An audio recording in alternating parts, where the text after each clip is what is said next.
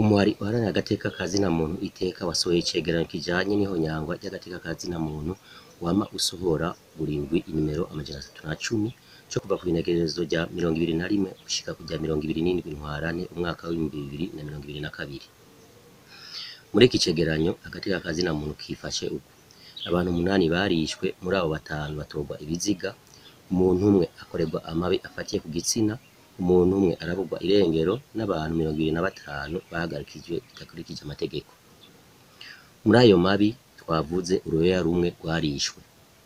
Iki cegeranyo kiradoma ko urutoki abakoze ayo mabi nabo akaba ari bamwe mu bagize urwego rw'imbonerakure, bamwe mu bapolisi, bamwe mu ntwaro, hamwe na bamwe mu bakozi b'iperereza. Muri iki cegeranyo turavugamwo ivyerekeye uburenganzira bwo kubaho, bwo kwidegembya, intwaro hamwe n'ubutunzi. Umuhari uharanira agateka ka zina muntu iteka usozera wiyamiriza kudahana ryabaye ndanse mu Burundi, ugasaba leta gukurikirana mu butungane abagirwa n'ivyaha atakuraba nkunzi.